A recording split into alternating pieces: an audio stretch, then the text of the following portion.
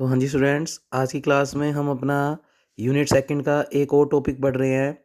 बच्चे पेपर में इसके क्वेश्चन 3 नाम से आ सकते हैं: एलयू डीकम्पोजिशन, फैक्टराइजेशन या ट्राई एंगुलराइजेशन मेथड। तो बच्चे एलयू का मतलब इसमें हम लोअर और अपर ट्रायंगुलर मैट्रिक्स कुछ बनाएंगे। क्योंकि लोअर और अपर ट्रायंगुलर मैट्रिक्स बनाएंगे तो उसका नाम ट्राई एंगुलराइजेशन भी हो गया। और क्योंकि ए मैट्रिक्स जो भी हमें क्वेश्चन में दी होगी उसके फैक्टर एल और यू की फॉर्म में होंगे, तो इसका मेथड का नाम फैक्टराइजेशन भी पड़ गया। तो बच्चे पेपर में इन तीनों में से आए, तो फिर ये 3 मेथड है।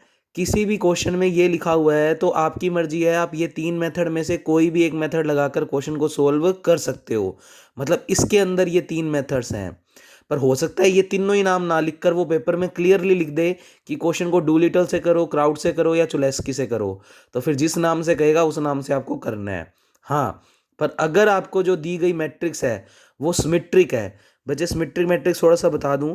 जैसे फॉर एग्जांपल ऐसी मैट्रिक्स जिसमें कुछ मैंने बना दिया, मान लो 1 2 3 5 5 6 6 7 7, आपने बनते हुए देखा इस मैट्रिक्स को।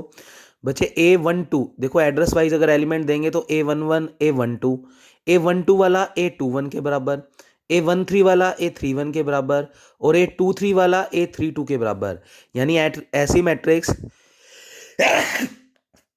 जिनमें ए आई जे एलिमेंट ए जे आई एलिमेंट के बराबर हो, बच्चे उन्हें बोलते हैं सिमेट्रिक मैट्रिक्स।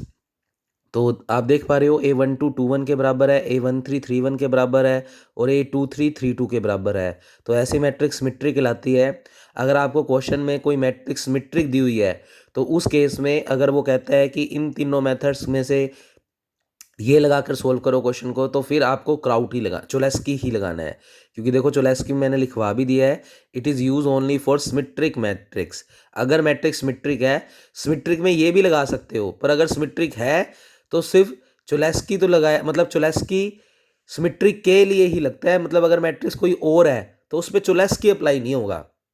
तो अगर सिमेट्रिक मैट्रिक्स है तो आप लगा तीनों में से कोई भी सकते हो, पर अगर कोई और मैट्रिक्स है तो उसमें चोलेस्की नहीं लगा सकते, उसमें फिर डूलिटल या क्राउट ही लगा सकते हैं। तो चोलेस्की सिर्फ सिमेट्रिक मैट्रिक्स के लिए ही लगता है। तो वो अगर इन तीनों में से कोई बाय नेम ही कह दे तो बात अलग है। हाँ, कोई और ही मैट्रिक्स देकर, मतलब वो सिमेट्रिक ना हो और वो बोल दे चोलेस्की से ही करना है, फिर हम कर देंगे, फिर कोई बात नहीं है। अदरवाइज लॉजिकली अगर कोई मैट्रिक्स सिमेट्रिक नहीं है तो फिर हम चोलेस्की नहीं लगाएंगे उस पर, क्योंकि चोलेस्की सिर्फ और सिर्फ किस पे लगाते हैं? सिमेट्रिक मैट्रिक्स पे। तो ये 3 बातें बच्चे हैं। अब सबसे पहले क्लास में पढ़ रहे हैं डूलिटल मेथड। ये तीनों ही मेथड इन्हीं कैटेगरीज में आते हैं क्योंकि इनमें हम एल और यू मैट्रिक्स लेकर चलते हैं, जिसमें एल को बोलते हैं लोअर ट्रायंगुलर मैट्रिक्स और यू को बोलते हैं अपर ट्रायंगुलर मैट्रिक्स। अब अजय तीनों मेथड्स की कैलकुलेशन एक जैसी है, बस आपको डूलिटल के लिए एल और यू की वैल्यू अलग याद रखनी है, क्राउट के लिए अलग और चोलेस्की के लिए अलग। और मेरी बात मानो तो तीनों की वैल्यूज एक साथ याद कभी मत करना, तुम सिर्फ किसी एक को याद कर लो। तो जैसे मान लो डूलिटल मेथड कर रहे हैं तो उसमें हम एल और यू को याद कर लेंगे, फिर डूलिटल से ही हम क्राउट और चोलेस्की को याद रखेंगे। ऐसे नहीं तीनों के याद रखें, तीनों के याद रखोगे तो कंफ्यूज हो जाओगे कि किस में क्या था। तुम सिर्फ एक को याद करो। तो जैसे हम डूलिटल को याद कर लेते हैं, तो बच्चे डूलिटल के अंदर लोअर ट्रायंगुलर मैट्रिक्स एल को लिखेंगे कैसे? बच्चे ये डायगोनल में तीनों एलिमेंट्स को 1, और क्योंकि लोअर ट्रायंगुलर मैट्रिक्स है तो ये 3 एलिमेंट 0। मैं बारी बारी कह रहा हूँ, क्राउट और चोलेस्की में शेप चेंज हो जाएगी, उधर लोअर का मतलब अलग हो जाएगा, पर डूलिटल के अंदर लोअर का मतलब ओरिजिनल है। देखो लोअर ट्रायंगुलर मैट्रिक्स किसको कहते हैं? जिसमें ये अपर वाले 3 एलिमेंट 0, देखो नाम लोअर है पर 0 ये वाले 3 होने चाहिए। ऐसे ही अपर में ये नीचे वाले 3 0 होने चाहिए। तो ये बिल्कुल लोअर ट्रायंगुलर मैट्रिक्स की फॉर्म है और ये अपर ट्रायंगुलर मैट्रिक्स की फॉर्म है।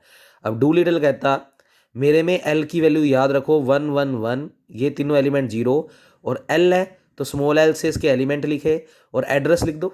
ये वाले का एड्रेस क्या है? सेकंड रो फर्स्ट कॉलम तो L21, इसका address third row first column तो L31, इसका address third row second column तो L32। ऐसे ही अपर ट्रायंगुलर मैट्रिक्स की बात करें तो पहले तो इन 3 एलिमेंट को 0 कर दो और बाकी सबके एड्रेस, क्योंकि यू नाम से है तो स्मॉल यू से एलिमेंट्स लिख दो। तो U11 U12 U13 first row first column, first row second column, first row third column. ऐसे ही इसका एड्रेस बोलें तो सेकंड रो सेकंड कॉलम तो U22, इसका second row third column U23 और इसका थर्ड कॉलम U33। तो बच्चे बस तुम डू लिटल का याद रखना हमेशा कि ये 3 एलिमेंट 0, ये वाले 1, इनमें एड्रेस, और इसमें ये 3 एलिमेंट 0 और बाकी सारों के एड्रेस। उसके बाद बच्चे ए मैट्रिक्स को हमें फैक्टर फॉर्म में लिखना है, तो उसके फैक्टर हमेशा हम बनाएंगे L इंटू यू। अब जैसे पहला क्वेश्चन है, तो ये फॉर्मूला है डू लिटल के अंदर, कुलेस्की चुलेस्की सब में यही फॉर्मूला है बच्चे। अब सबसे पहले फैक्टराइज मेथड कर रहे हैं, तो वो कह रहा है इस मैट्रिक्स ए को फैक्टराइज करो। फैक्टराइज का मतलब इसको एल और यू में तोड़ दो, इसके फैक्टर कर दो। तो सबसे पहले एल और यू मैट्रिक्स का मल्टीप्लाई करते हैं, क्योंकि हमें ए बराबर क्या होता है, एल यू। तो पहले एल और यू का मल्टीप्लाई कर रहे हैं। तो इस क्वेश्चन को मैं डू लिटल से कर रहा हूँ, कहीं नहीं लिखा हुआ, तो तुम्हारी मर्जी है, कोई मर्जी मेथड।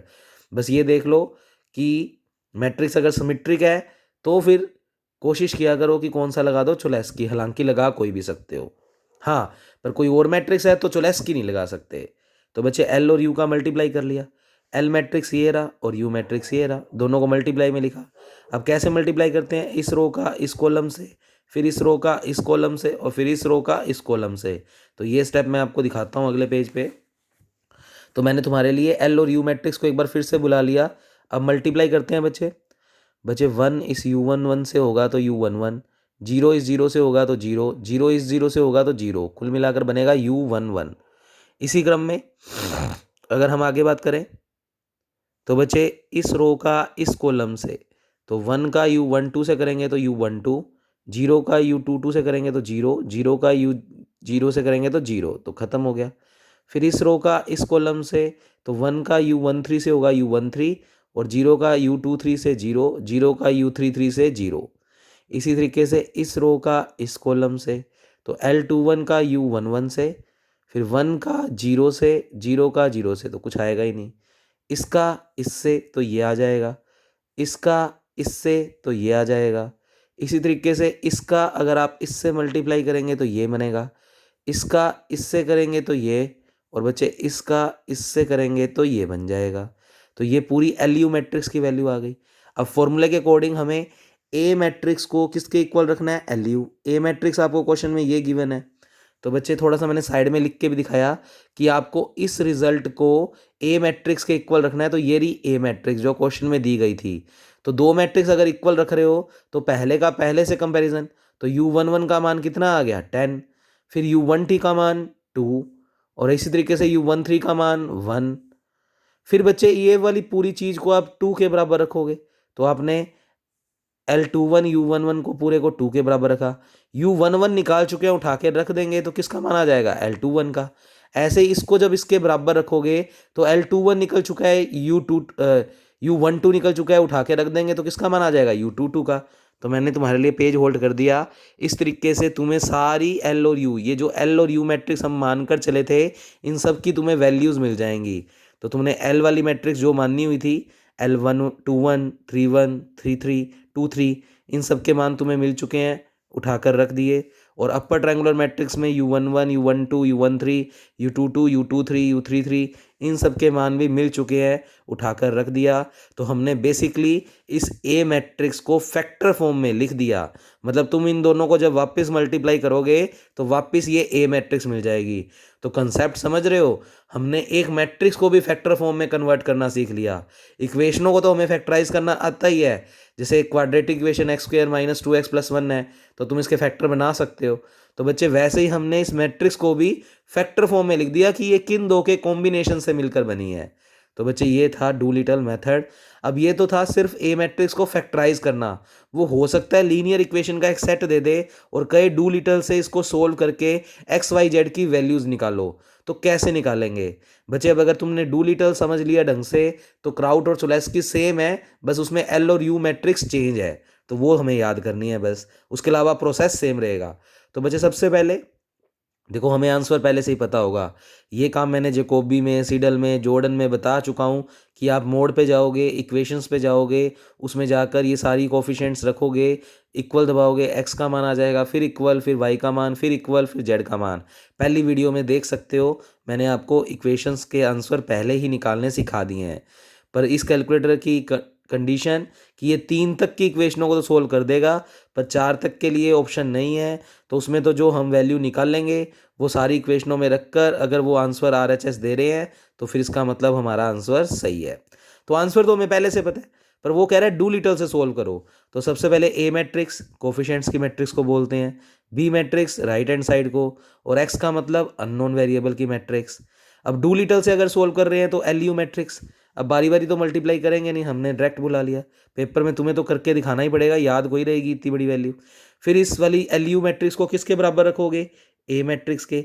तो जब तुम इसको इसके बराबर कंपैरिजन करवाओगे तो इसका इससे कंपैरिजन, इसका इससे, इसका इससे, जैसे ये ऊपर किया हुआ है, सारा कंपैरिजन कर करके सारी वैल्यूज मिल जाएंगी। तो बेसिकली तुम्हें L और U मैट्रिक्स मिल जाएगी जो डूलिटल में हम मानते हैं। तो फिर कुल मिलाकर A बराबर क्या होता है, LU। हमने इसको बुला लिया। तो देखो सारी उसने L और U मैट्रिक्स निकाल दी, जैसे अभी अभी हमने फैक्टर वाला क्वेश्चन किया था। इतना काम तो करना ही है, पर अगर आगे उसको सोल्व भी करना है और XYZ की वैल्यू निकालनी है तो पहले आपने A बराबर LU जो आप फॉर्मूला लेकर चले उसको बुला लिया। बचे दोनों तरफ x से मल्टीप्लाई। बचे सेम प्रोसेस में क्राउट और चुलेस्की में भी करूंगा, यानी ये वाले स्टेप सेम रहेंगे। तो A बराबर होता है LU, फिर दोनों तरफ x का मल्टीप्लाई कर दिया। बचे इस UX को एक नाम दे दिया V। इस UX को क्या नाम दे दिया, V, और वो रख दिया। तो UX की जगह V रखेंगे तो ये बन जाएगा। और AX क्या होता है, बचे यहाँ पर अगर अपने इसको मैट्रिक्स फॉर्म में लिखें तो इसकी मैट्रिक्स फॉर्म क्या है, AX बराबर B। तो इसका मतलब AX को हम क्या रख सकते हैं, B। तो हमने AX को रख दिया बच्चे B।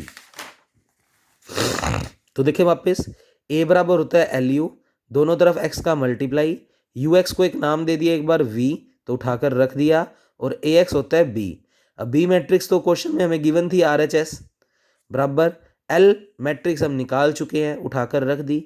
V हमारे लिए अननोन मैट्रिक्स है तो उसके वेरिएबल के नाम रख दिए V1 V2 V3। अब बच्चे इस रो का इस कॉलम से करेंगे तो 1 into V1 V1, 0 into V2 0, 0 into V3 0, तो कुल मिलाकर बनेगा V1। और बच्चे उसको बराबर रखेंगे इस एलिमेंट के, तो V1 बराबर 3। ऐसे ही माइनस का हाफ V1 प्लस का V2, 0 इंटू V3 तो 0 है, लिखने की जरूरत नहीं है, और बराबर में 20, तो बच्चे लिख दिया। V1 का मान उठाकर रख दोगे तो V2 की वैल्यू आ जाएगी। फिर इससे इसका मल्टीप्लाई करेंगे तो 5/2 V1, 19/5 V2, 1 into V3 equal to -12। V1 V2 निकल चुके हैं, उठाकर रख देंगे तो किसका मान आ जाएगा, V3 का। तो मैं तुम्हारे लिए होल्ड कर देता हूँ, तुम अच्छे से इसको नोट कर लो। देखो नोट्स ले आओ तो सबसे बेटर है, फिर तो सिर्फ वीडियो सुनो और फटाफट से इनको याद ही कर लो, क्योंकि जिससे तुम्हारी पेपर की ही तैयारी हो जाए। तो बच्चे V1 V2 V3 निकल गया।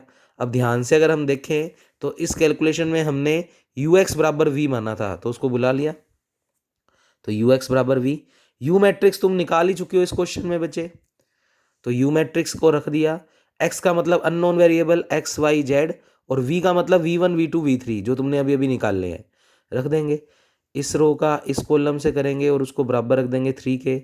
इसको इससे करेंगे बराबर रख देंगे इससे, और इसको इससे करेंगे तो इसके बराबर रख देंगे। तो बच्चे सबसे पहले इसको ही देखते हैं, क्योंकि ये वाले में 2 एलिमेंट 0 है, सीधा Z मिल जाएगा। तो माइनस का 253/5 इंटू Z, क्योंकि 0 इंटू एक्स 0 इंटू वाई तो लिखने की जरूरत नहीं है, तो this into Z is equal to this. तो यहाँ से Z का मान आ गया। फिर इस वाली को बुला लेते हैं, तो बच्चे 0 इंटू एक्स को लिखने की जरूरत नहीं है, -5/2 वाई प्लस का 7 Z और इज इक्वल टू 43/2। बच्चे Z का मान उठाकर रख दो तो हमें Y की वैल्यू मिल जाएगी। फिर इसका इससे करेंगे तो इसको 3 के बराबर रखेंगे और Z और Y की वैल्यू उठाकर रख देंगे तो X का मान मिल जाएगा। तो बच्चे इस तरीके से हम डू लिटल से किसी मैट्रिक्स को फैक्टराइज करके उसको आगे सोल्व करके भी उस लीनियर इक्वेशन का सॉल्यूशन ढूंढ सकते हैं। अब बच्चे आता है क्राउट मेथड। तो मैंने तुम्हें पहले ही बोल दिया है कि तुम सिर्फ और सिर्फ डू लिटल की L और U को याद रखना, बाकी क्राउट में हम थोड़ा सा सिमेट्री से याद रख लेंगे कि क्या कुछ करना है। तो बच्चे क्राउट के अंदर, बच्चे डू लिटल के अंदर जो अपर ट्रायंगुलर मैट्रिक्स थी वो क्राउट के अंदर लोअर ट्रायंगुलर मैट्रिक्स का काम कर रही है लगभग। तो बच्चे अब उसमें यू मैट्रिक्स डू लिटल में चेक करो, ये 3 एलिमेंट 0 थे, तो हमने क्राउट में एल में ये वाले 3 एलिमेंट 0 रखे हैं, और बाकी सबका तो एड्रेस लिख दिया, क्योंकि एल मैट्रिक्स है तो स्मॉल एल से सारे एलिमेंट लिख दिए।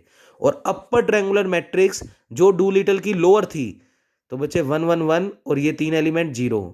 मैं कह रहा हूँ एग्जैक्टली सेम नहीं है, पर थोड़ा सा आइडिया रख सकते हैं, और बाकी 3 के हम एड्रेस लिख देंगे। तो बच्चे ये थोड़ी सी फॉर्मेशन आपको ध्यान रखनी है कि जो डू लिटल की अपर थी वो क्राउड की लोअर की फॉर्म में 3 एलिमेंट 0 बना रही है और बाकी सबके एड्रेस, और जो डूलिटल का लोअर था वो इसका अपर है और ऊपर वाले 3 एलिमेंट्स को हम यू की फॉर्म में लिख देंगे। तो ये थोड़ी सी फॉर्म आपको ऐसे याद रखनी पड़ेगी। बाकी अगर एल और यू याद रख लेते हो तो फिर बस प्रोसीजर वही है जो अभी अभी डूलिटल में सीखा है। हमें कोई इक्वेशन दे रखी होगी, एक्स वाई जेड निकालना है और लिखा होगा क्राउड से सोल्व करो। तो क्राउड से सोल्व करो तो पहले ए बराबर एल यू मैट्रिक्स निकालो। तो बच्चे अब की बार इस एल का इस यू से मल्टीप्लाई करना पड़ेगा क्योंकि एल और यू चेंज हो चुके हैं। तो देखते हैं, जैसे कि ये क्वेश्चन दे दिया उसने, तो बच्चे इसके अंदर ये ए मैट्रिक्स है, कोफिशिएंट्स की मैट्रिक्स, ये बी है, एक्स का मतलब अननोन वेरिएबल, एल और यू क्राउड वाले बुला लिए। तो ए बराबर होता है एल यू, तो ए बराबर एल और U matrix as it is रख दी। दोनों का मल्टीप्लाई अब तुम्हें आना चाहिए।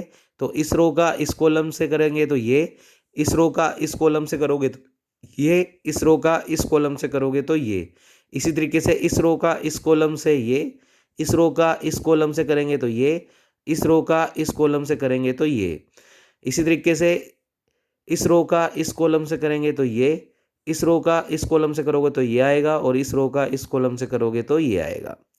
तो बच्चे ये आने के बाद इस पूरी मैट्रिक्स को ए मैट्रिक्स के क्या रख दोगे, इक्वल। तो ए मैट्रिक्स ये रही बच्चे, ये बराबर में यहाँ लिख देना। पहला एलिमेंट पहले से कंपैरिजन, दूसरा दूसरे से, तीसरा तीसरे से, आफ्टर कंपैरिजन ये मैंने होल्ड करके रखा है, ये सारी वैल्यूज़ निकल जाएंगी। तो ये सिर्फ बहुत सिंपल है बच्चे बुक, सिर्फ आपको वैल्यूज़ या फॉर्मूले याद करने हैं और कुछ नहीं करना। तो ये सारी वैल्यूज़ निकल गई। तो कुल मिलाकर क्राउड के अंदर जो एल और यू होता है वो निकल गया। अब वो वाला प्रोसीजर बाकी सेम है, ए बराबर एल यू, एक्स से करो मल्टीप्लाई, यू एक्स को नाम दे दो एक बार वी, और ए एक्स होता है बी। बी मैट्रिक्स तुम्हें क्वेश्चन की आरएचएस से मिल जाएगी, एल तुमने निकाला ही है, और वी को लिखेंगे V one we two we three. वही पिछले तरीके से सोल्व करेंगे तो V one we two we three के मान आ जाएंगे।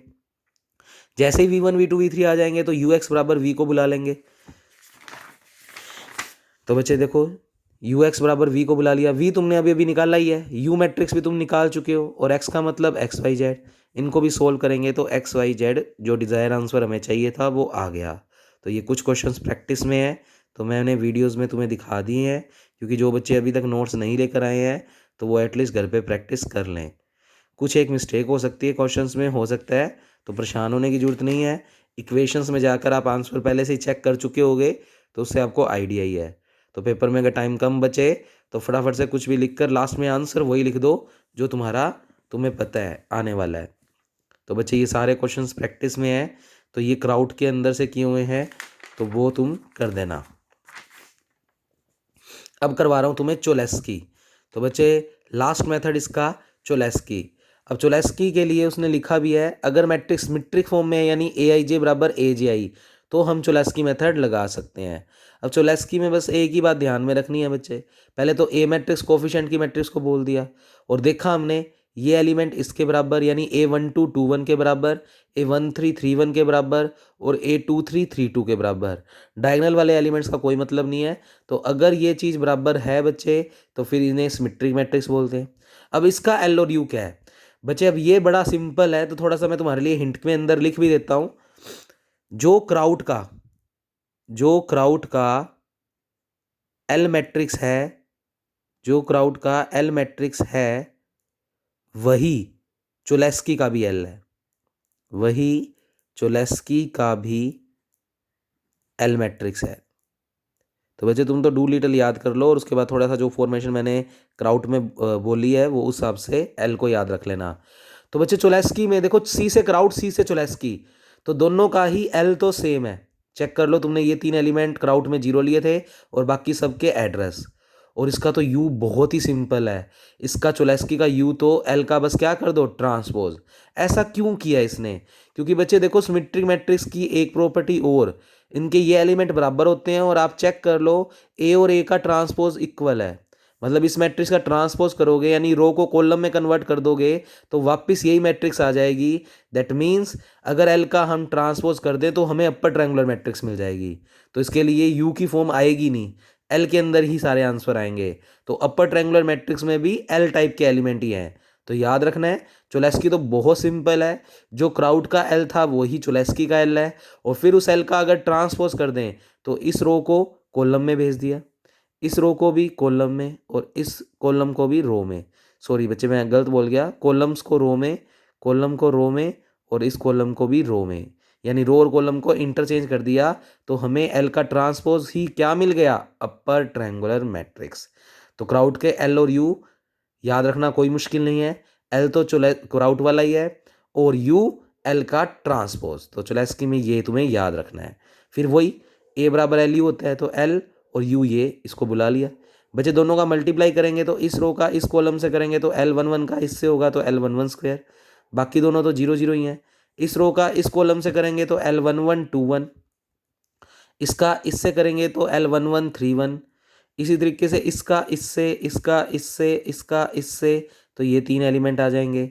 इसी तरीके से इसका इससे इसका इससे और इसका इससे करेंगे तो ये तीन एलिमेंट आ जाएंगे। और एल यू को किसके बराबर रखना है, ए मैट्रिक्स तुम्हें ये दे रखी है। अब बस इसमें जो एक बात ध्यान रखनी है बच्चे, क्योंकि इसमें यू तो आएगा ही नहीं क्योंकि हमने एल के ट्रांसपोज को यू माना है। अब इधर स्क्वायर आ गया, एल वन वन स्क्वायर किसके बराबर है, 4। तो बच्चे एल वन वन की वैल्यू आती है +-2, हमें प्लस वाली वैल्यू ही कंसीडर करनी है, बस ये याद रखना है। बाकी वही बात same, L one one two one two के बराबर, तो बच्चे एल वन वन तुम निकाल ही चुके हो, इससे एल टू वन आ जाएगा। ऐसे इसको इसके बराबर रखेंगे तो एल वन वन निकाल ही चुके हो, रख देंगे तो एल थ्री वन का मान आ जाएगा। तो सारे कैलकुलेशन इस तरीके से, इसका इससे कंपैरिजन, इसका इससे कंपैरिजन, इसका इससे कंपैरिजन, ये कर करा के सारी वैल्यूज़ निकल जाएंगी। तो बच्चे ये मैट्रिक्स में भी वैल्यू रख देंगे और इसमें भी रख देंगे, तो एल मैट्रिक्स भी मिल जाएगा और यू मैट्रिक्स भी। तो बच्चे बाकी सेम है, बस याद क्या रखना है, इसमें प्लस वाली ही वैल्यूज़ लेनी है। तो देखो एल और यू मैट्रिक्स मिल गई तुम्हें। फिर ए बराबर क्या होता है, वही एल यू, एक्स से मल्टीप्लाई, ए एक्स को बी, यू एक्स को वी, बी मैट्रिक्स क्वेश्चन की आर एच एस, एल तुम निकाल चुके हो, वी का मतलब we one we two we three, solve करोगे तो V one we two we three आ जाएगा। फिर यू एक्स बराबर वी को बुलाओगे, यू भी निकाल चुके हो, एक्स का मतलब एक्स वाई जेड और वी का मतलब we one we two we three जो तुमने निकाला है, उठाकर सोल्व कर देंगे तो हमें x one x two x three की वैल्यूज़ मिल जाएगी। अब बच्चे इस चैप्टर में एक ही मेथड पेंडिंग है, पार्टीशियन, या इसको बोलते हैं एस्केलेटर मेथड, ये मैं तुम्हें कल की वीडियो में कराऊंगा और ये यूनिट ख़त्म। तो बच्चे फिर से जो है वो साथ साथ सबमिट कराएं, मेहनत लग रही है बच्चे, ऑनलाइन वीडियोस बनाना ज़्यादा मुश्किल टास्क रहता है क्योंकि ऑनलाइन के अंदर मोबाइल को होल्ड भी रखना पड़ता है, फिर उसको डेली अपलोड, फिर उसको भेजना, फिर आगे करना।